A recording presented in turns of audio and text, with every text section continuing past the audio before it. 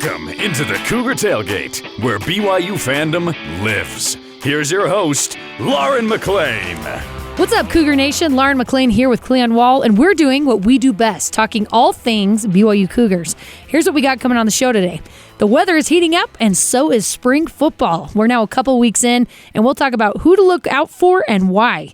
Plus, UNLV transfer running back Aiden Robbins joins us to talk about spring ball, his on-the-field nickname, and why he chose BYU to finish off his collegiate career. But first, in honor of St. Patrick's Day, we're going to discuss our top 5 luckiest and top 5 unluckiest moments in BYU history. There have been many. Cleon, what would you say was the luckiest moment in your vast sports career? This was hard for me because I would probably say either I usually play good or I usually play really, really bad.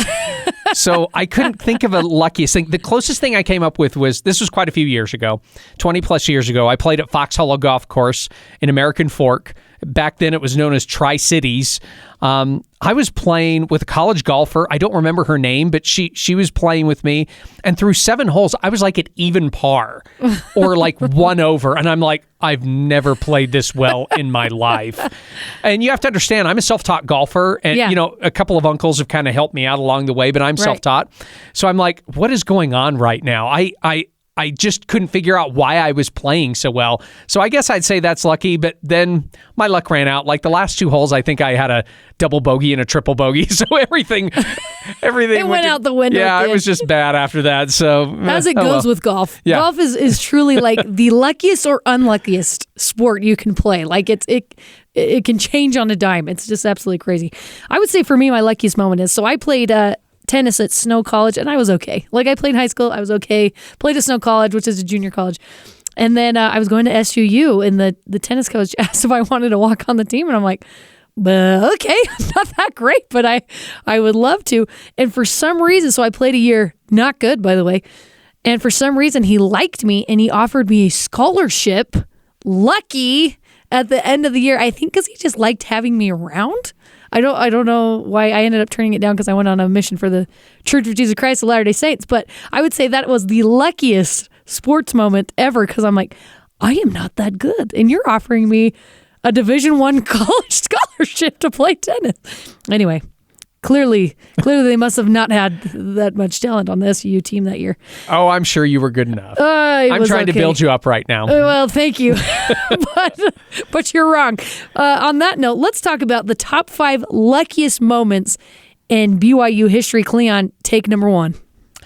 Let's see. Top 5 luckiest moments. Number 1, Kyle Morrell's front flip tackle 1984 versus Hawaii on the goal line. Of course, this is their national championship year.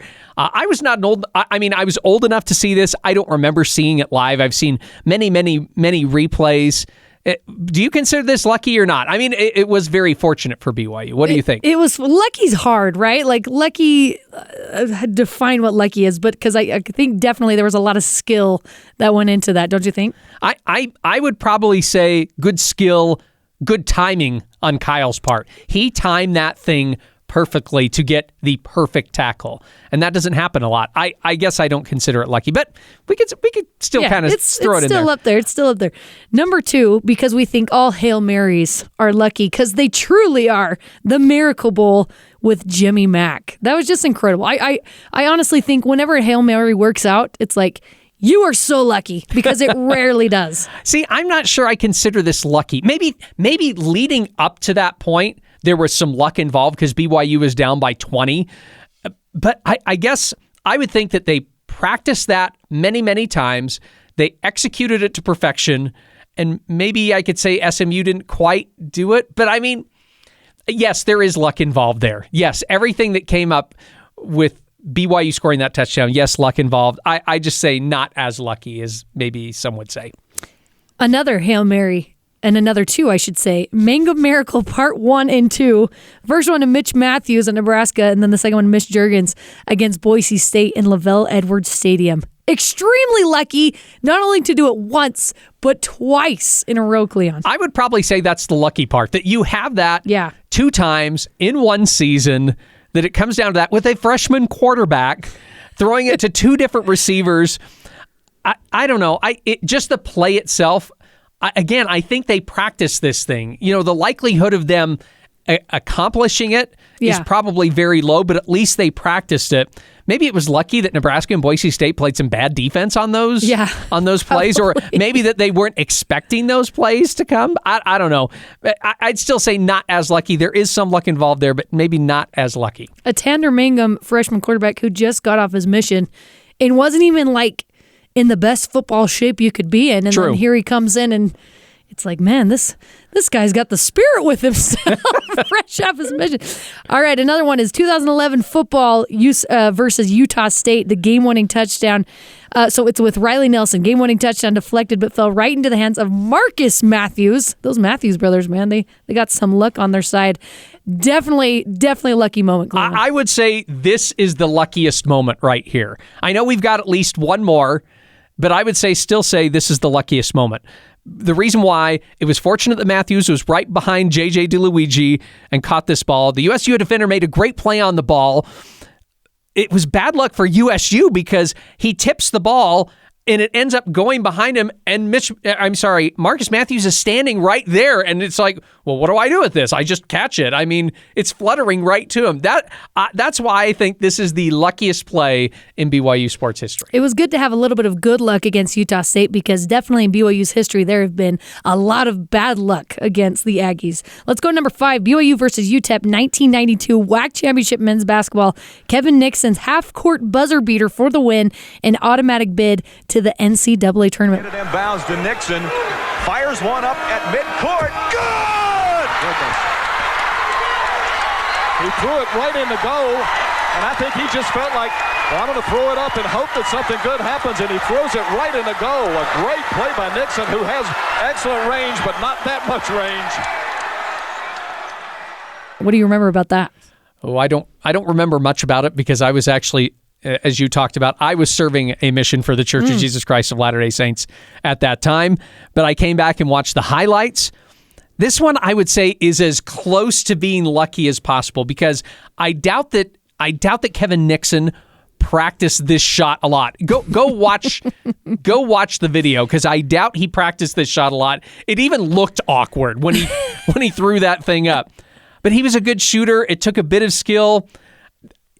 I'll say it's lucky, but I mean, there was a tiny bit of skill in there. Well, there's always, when it comes to sports, there's always some skill involved. Yeah.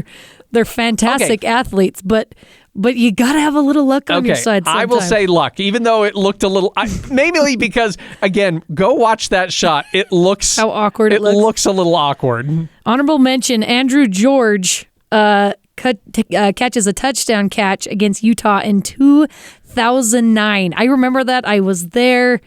It was the weirdest looking thing because when he catches it, then he's just all by himself running into the end zone. You're like, where'd the defenders go? The luck was because of the defenders. They kind of ran into each other, and then he's like, oh, I just need to run into the end zone now. That's where I think the luck comes in there. Agreed. That was a great year for tight ends at BYU. Let's talk about the top 5 unluckiest moments. Taysom Hill's 4 season-ending injuries. 3 of them, like I mentioned, against Utah State. Why did Utah State hate Taysom Hill so much, Cleon? I'm not sure. You know what? It's funny to think about it. I still don't think Utah State was trying to put him out. No. And that's where the unlucky part comes in. Yeah. They just tackled him, and where they tackled him or how they tackled him, he ends up getting injured. I did put a note here. Was it unlucky or just unfortunate? It doesn't matter. It was just unlucky for Taysom Hill to get hurt 3 times. It was unlucky for all of us fans. Yes. Because we had such high hopes with Taysom Hill, and some of those seasons they were doing so well, ranked in the top 25, and then goodbye. Utah State, once again, I'm pretty sure it was the same linebacker 2 years in a row as well that hurt him. Conspiracy theories fly. We won't go into that. Number 2, Matthew Dellavedova's the Dellava Dagger, his game-winning half-court buzzer beater in the Marriott Center in 2013. Carlino, a bounce to Haas. Haas posting up short corner right to the middle. Fades away. Got it! The 2-point Gotta watch the 3. Into Dellavedova. Dellavedova, long 3. Got it! He got it, and the Gales win it. That one still, it's painful, but I actually like Matthew Dellavedova a lot, so I have a lot of respect on this one. Again, it kind of goes back to the Kevin Nixon thing. There is some skill involved there. I think the unlucky part was that the ball ended up in his hands for the final shot. He wasn't their best shooter, but he was their best overall player. Right. He was the leader on that team, and he played that thing perfectly. Yeah. That, I think, was not only was the shot, I guess you could say, unlucky for BYU fans, but it was unlucky that he got the ball last. And it was cool that his family was actually in the stands. Yes. That was the cool, lucky part for him, let's say. Unlucky for BYU.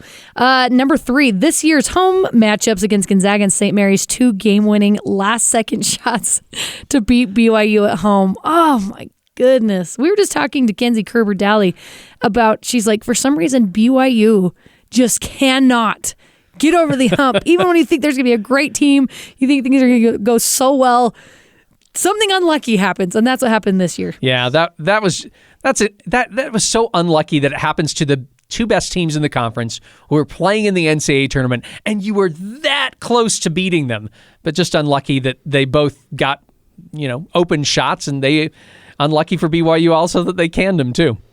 Number 4, BYU versus Utah football in 2016. This gives me hives even thinking about Cleon. The controversial targeting calls on back-to-back plays.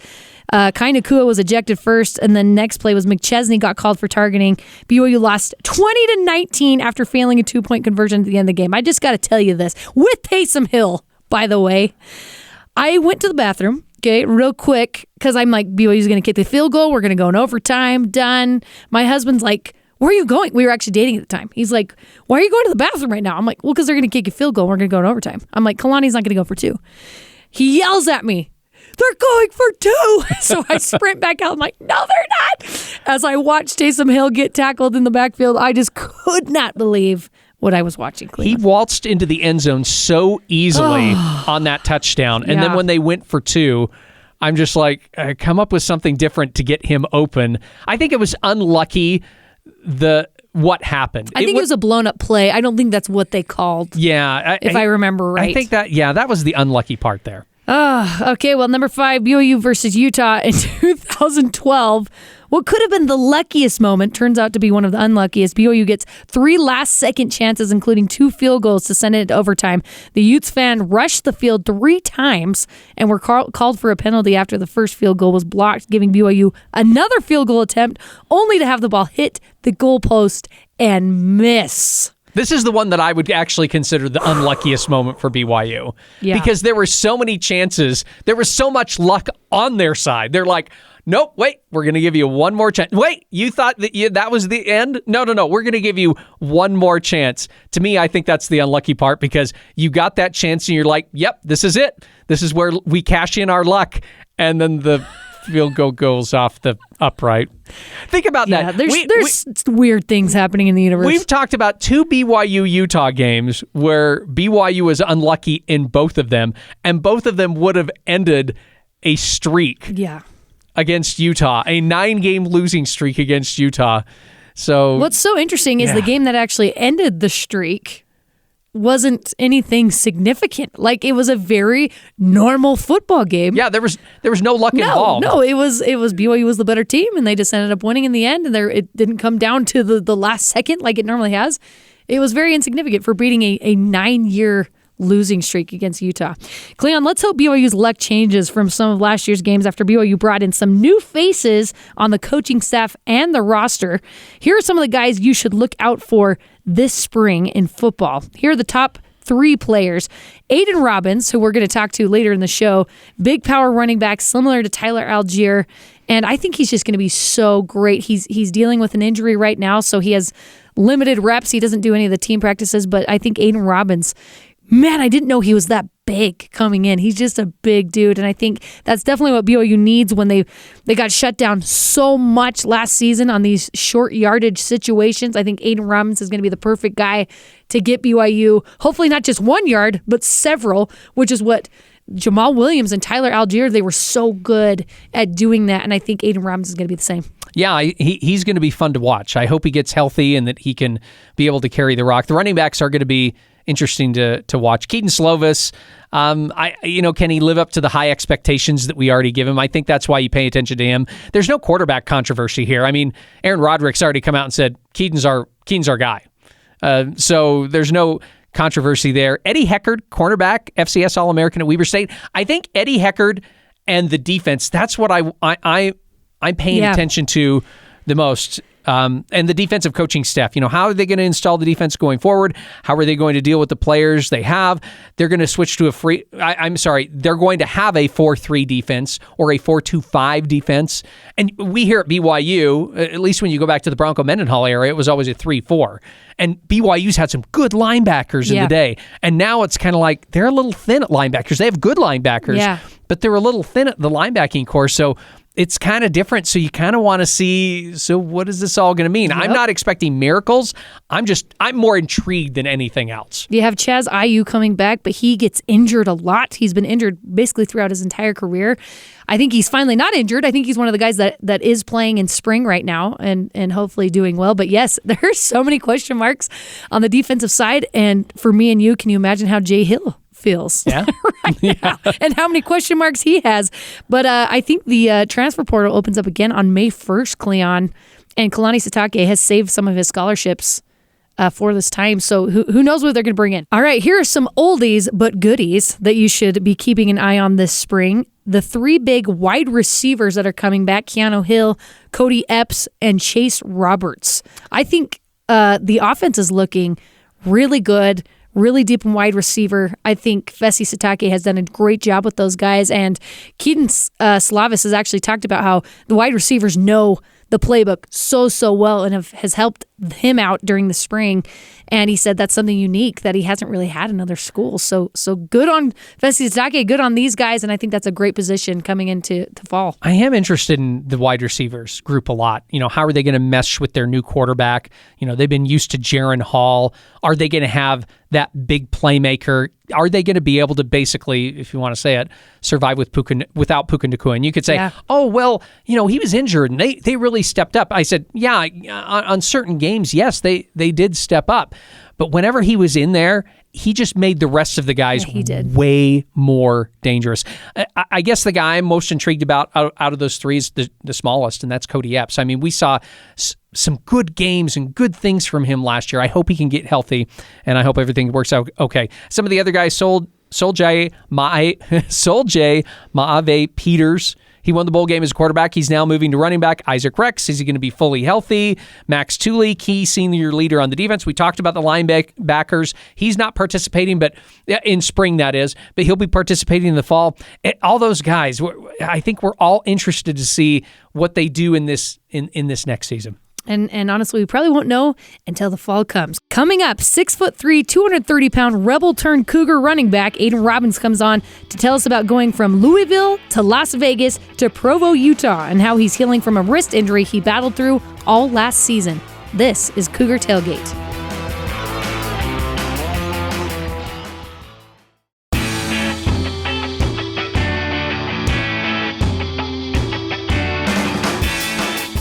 Welcome back to Cougar Tailgate. I'm Lauren McLean alongside Cleon Wall. BYU football spring practices are underway, and there are a few new faces that everyone is keeping an eye on. And one of those guys is UNLV transfer running back Aiden Robbins, who rushed for over 1,000 yards while with the Rebels and is hoping to make an immediate impact in BYU's inaugural season in the Big 12. Thanks so much for joining us, Aiden. Appreciate you for having me. So I know you're dealing with a wrist injury, but how have the first couple of weeks of practice gone with the new team so far? Honestly, they've been great. I've been doing everything I can. Outside of the facility, I've been working out multiple times a day, partially with Nate Johnson down in Spanish Fort. And, just literally maximizing and taking advantage of every opportunity I have. Since I'm not able to participate in contact right now. You had wrist surgery in January. How's the rehab been going, and what is it that you're doing to rehab that wrist? Yeah, it's been going pretty well, actually. It's kind of a longer process.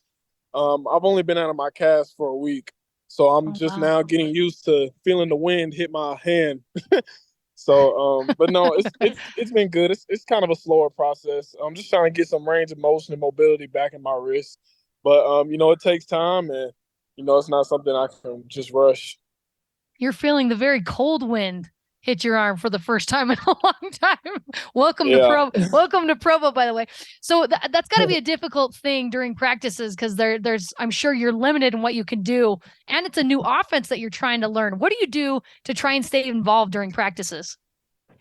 Well, every time I'm doing a drill that I can't participate in, such as like a team activity, what I do is I look at our signals, I get the play, and basically I just take mental reps. I do my steps, my reads, I go through all of my progressions as if I'm in the practice, in the play, doing it, and I just take everything play by play, and I try to maximize every opportunity I have going out of practice. That way, whenever I come back, and I am doing a physical activity with everyone, that I won't be missing a beat.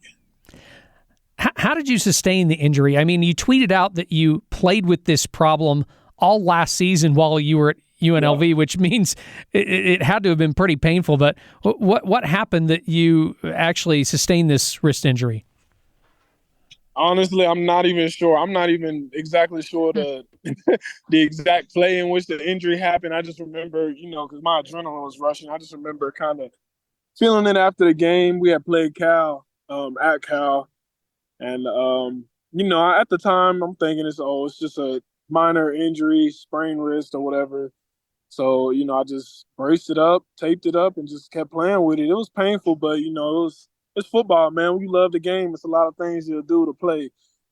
So I had a lot of thinking after, BYU had told me that I had this injury.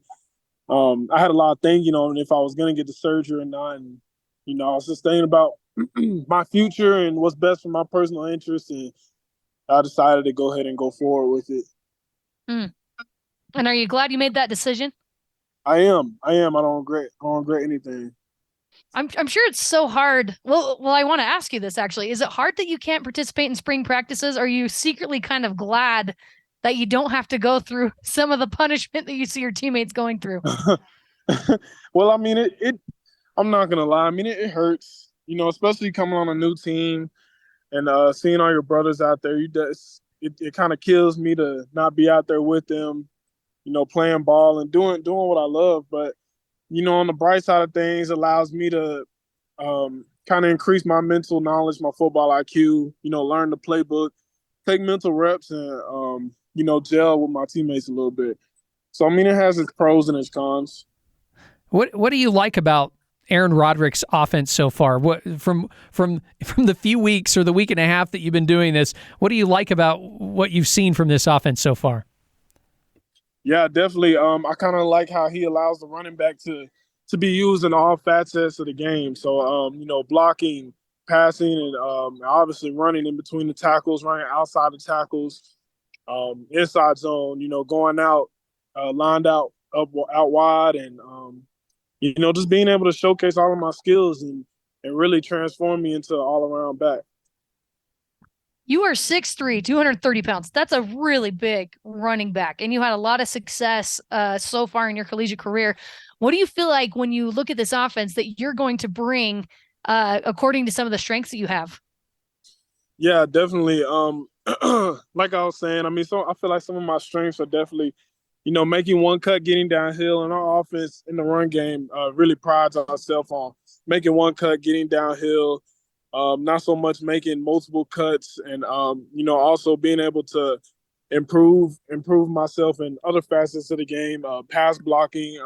We have a lot of different blocking schemes that I've learned, and also being able to catch out of backfield. That's something that I feel like I'll be able to bring to the table as well. Do you like to punish players who try to tackle you?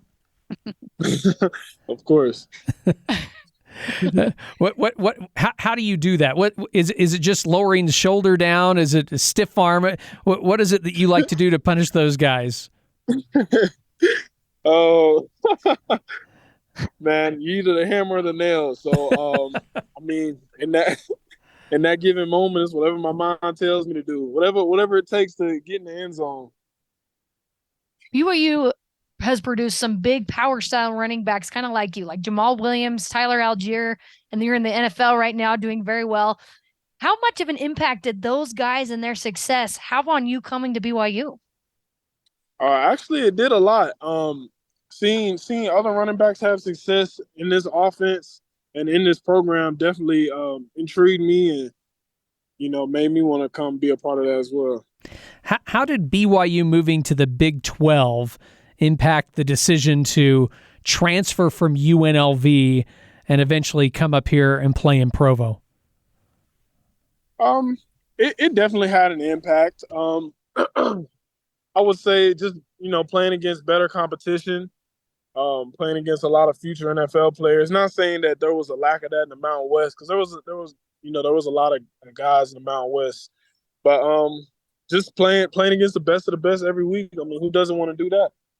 Just being a competitive player. I feel like I get the best out of myself by playing against the best. You are from Kentucky. You played at Louisville, and you are obviously in Las Vegas as well. And then you come to Provo, Utah. What's the ultimate reason you ended up choosing BYU for your final 2 years of your collegiate career? Just the family, man. I remember the feeling I had here when I came in December of 2018 on an official visit. And, that feeling is something that's always kind of stuck with me. And I've been keeping up with BYU all throughout my collegiate career. And, whenever Harvey gave me that call, something just hit home right there. And I came back and I still had that feeling, and the relationship that I had with all the coaches, the maturity of the team, the success of running backs they have here, and not to mention the networking, aside from football, just the networking and all the great people that I've met just in my short time here alone. Definitely all have served as a reason why I came to BYU. So you're originally from Louisville, Kentucky. You played in Las Vegas. You're now here in Provo, Utah. What's one thing from either Louisville or Las Vegas that you wish you had here in Provo, Utah?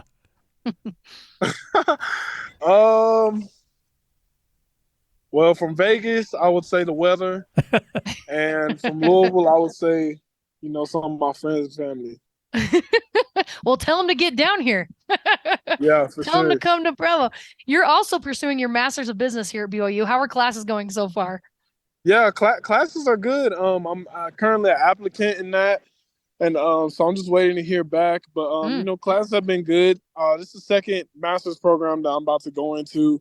I was in the Master of Arts of Urban Leadership at UNLV. I wanted to pursue the MBA program, but I got to UNLV in June of 2022, and it was too late to get in there because I got there so late.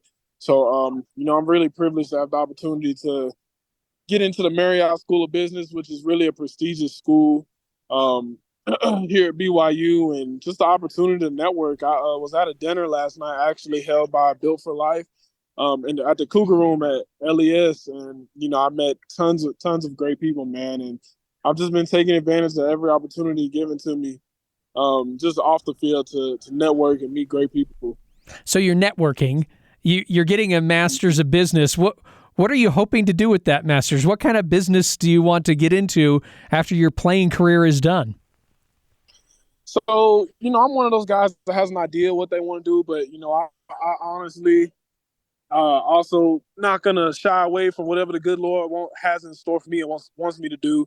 But ultimately, my dream job is to work for the NFLPA, kind of give back to the game that's gave a lot to me, and, take care of the player, advocate for players' rights, healthcare, contract negotiations, things like that. So, just really giving back to the game that's gave to me. I really am interested in staying around the game, just at a corporate level, though. Absolutely. I love that so much. And I'm sure you've noticed by now, Aiden, that BYU fans are very, very passionate. They're a very passionate fan base. They're going to love you. They already love you. Do you have a nickname that you want the fans to call you, or are you just like, it's Aiden Robbins? Or do you have a nickname? I do. Everyone's been calling me A-Train since about I started playing running back in middle school, and that's what they started calling me, and it's just stuck. That's what everyone's been calling me pretty much all my career since then. Okay, so if that's the case, I've got a business type nickname that you should use, and I'm going to try it out on you, okay? I think that we should call you the entrepreneur because you're always thinking up new ways of getting into the end zone. Okay. Okay, that's... I'll think about that. I'll keep that in my arsenal. Okay, I can already tell Aiden that you don't like it, so you know what? Let's scrap it. It was not that good anyway. Aiden's he's a great politician. He's like, let me think about it. I'll get back to you. Yeah, which definitely is no. Which he will not, Lauren. All right. let's get to know your teammates a little bit. We're going to have you describe one sentence about some of the other guys who also play running back. How would you describe Hinckley Ropati? Just a great guy, honestly, man. One of the most genuine people I've ever met in my life. Hard worker. That's the guy that, I always get extra work in with, and competitor, man. So, he's a great dude, man. He's a student of the game. Hey, how about Miles Davis? Same, great dude, competitor, world-class athlete, speedster, student of the game. And the last one we got is, what would you say about Soljay? Funny guy. Soljay is hilarious. I love Soljay, man. Soljay is funny. Great person. Crazy athlete. He can literally play any skill position on the field. And, like I said before, above all, he's a great dude, man. We're here with BYU running back Aiden Robbins. Aiden, you have been fantastic. Such a great interview. We're so excited to see what you can do on and off the field. Thank you so much for taking the time with us today. For sure. I appreciate y'all for having me. And that does it for us today. Thanks again to Aiden Robbins for coming on the show with us. You can join the Cougar Tailgate wherever you get your podcasts, on Apple, TuneIn, Stitcher, Spotify, or on BYURadio.org. Cougar Tailgate is a production of BYU Radio.